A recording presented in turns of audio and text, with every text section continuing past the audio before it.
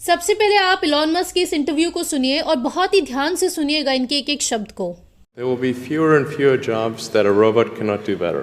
Okay. What to do about mass unemployment? This is going to be a massive social challenge.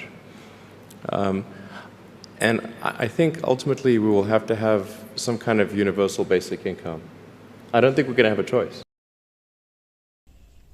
आपने सुना Elon Musk क्या कह रहे हैं। वो ये चेतावनी बहुत पहले से ही लोगों को दे चुके हैं कि जैसे ही आर्टिफिशियल इंटेलिजेंस एआई आएगा वैसे ही अनएम्प्लॉयमेंट बहुत ज़्यादा हो जाएगी। और जो इन्होंने कहा था वो चीज़ वो सिद्ध कर भी रहे हैं आज।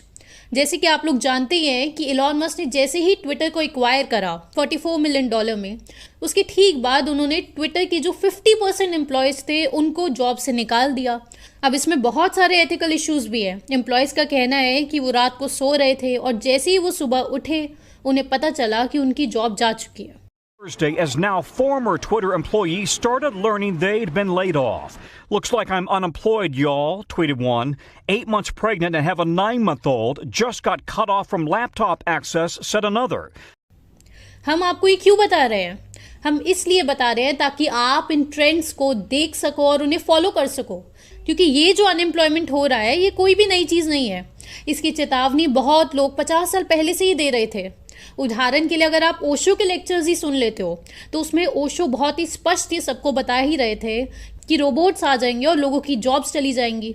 उसके बाद लोग घर पर बैठेंगे और लोगों को पैसे दिए जाएंगे घर पर बैठने के लिए, जो कि आज हम देख ही रहे हैं। यूनिवर्सल बेसिक इनकम यूबीआई यही है इन सब का सोल्यूशन। और ओशो ये बता रहे थे कि अभी आप लोग हंस रहे हो यहाँ पर बैठकर, क्लास में जो लोग बैठे थे ओशो की वो हंस रहे थे, लेकिन ओशो स्पष्ट सबको बोल रहे थे कि लोगों को घर पर बैठने के पैसे भी दिए जाएंगे और साथ में अगर वो लोग विरोध करेंगे कि उन्हें जॉब्स क्यों नहीं मिल रही है तो उसके लिए उन्हें डबल पैसे दिए जाएंगे। और आज पूरी दुनिया इस दिशा में जाती हुई आप लोग स्पष्ट अपनी आंखों से देख सकते हैं। आप लोग इन ट्रेंड्स को पिक करो। अब आप समझो कि जब इंडस्ट्रियल रेवोल्यूशन आई थी तब भी ऐसा ही हुआ था। सब लोग बोल ही रहे थे कि असेंबली लाइंस आ गई है, तब बहुत जॉब लॉस हुआ। और इनफैक्ट यूएसए में कैशियर की जो जॉब थी जो सबसे ज़्यादा एम्प्लॉयमेंट देती थी वो जॉब भी ख़त्म हो गई जैसे ही असेंबली लाइंस और इंडस्ट्रियल रेवोल्यूशन आया था।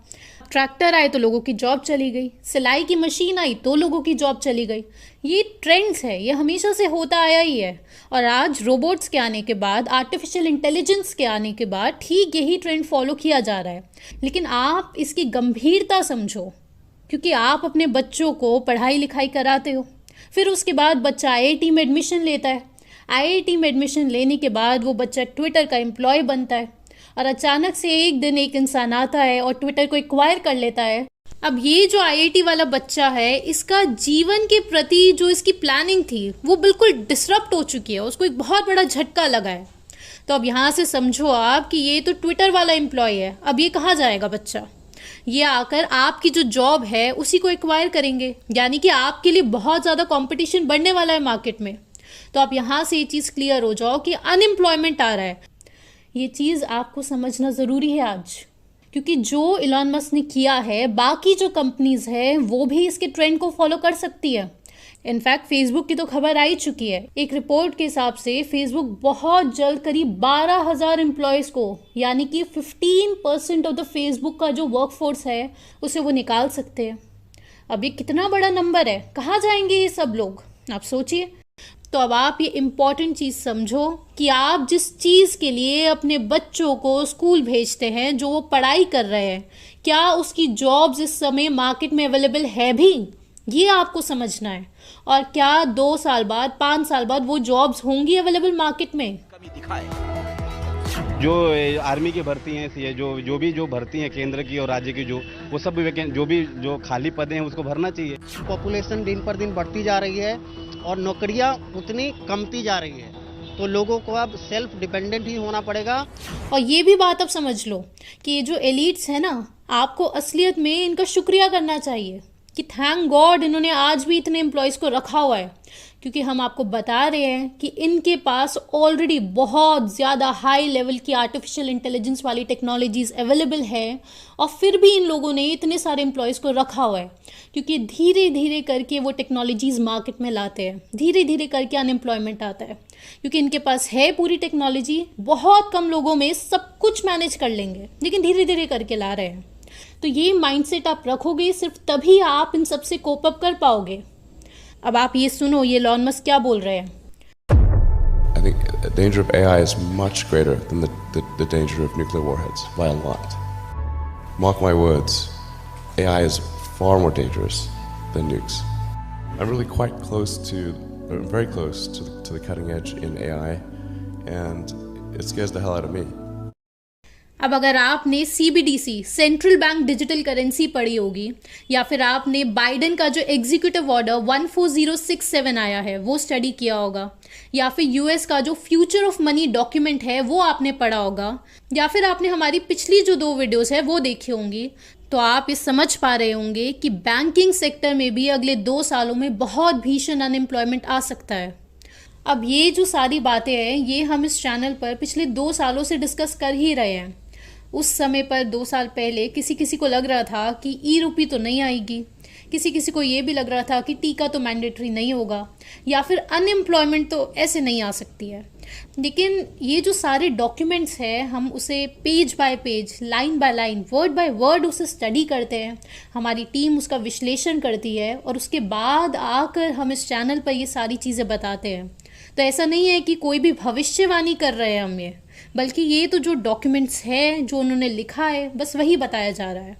और जो चीज़ वो 10 साल बाद करने वाले हैं वो डॉक्यूमेंट्स वो ऑलरेडी छाप चुके हैं, और वो डॉक्यूमेंट्स सबके लिए पढ़ने के लिए ओपन है। उदाहरण के लिए अगर आप फ्यूचर ऑफ मनी जो डॉक्यूमेंट है वो ही पढ़ लोगे तो आपको समझ में आएगा कि मनी किस तरफ जा रहा है। और दोस्तों ऐसी बहुत सारी बातें हैं, तो हम बस यही कहेंगे कि आप इन सबको स्टडी कीजिए और साथ में आप IMPH ट्रेनिंग से जुड़िए, क्योंकि यहाँ पर ऐसे बहुत सारे डॉक्यूमेंट्स हैं जो YouTube पर डिस्कस नहीं किए जा सकते हैं।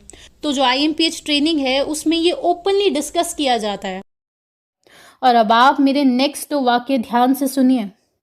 पहली चीज़, अगर आप इंटरनेशनल प्लान्स और ग्रेट रीसेट समझते हैं और वर्ल्ड इकोनॉमिक फोरम क्या कर रहा है वो आपको समझ आने लगा है और उसकी थोड़ी भी जानकारी रखते हैं, तो आपको बस स्क्रीन लिखकर KREEN ये लिखकर इस नंबर पर व्हाट्सएप करना है, जिसके बाद आप शॉर्टलिस्ट हो जाते हो और आपको टीम लाइफस्टाइल की लाइव ट्रेनिंग अटेंड करने के लिए फॉर्म दिया जाता है, जिसमें आपको बेहद ज़रूरी रिसर्च समझाई जाती है और जो इसका सोल्यूशन है IMPH उसका पार्ट 1 आपको समझाया जाता है।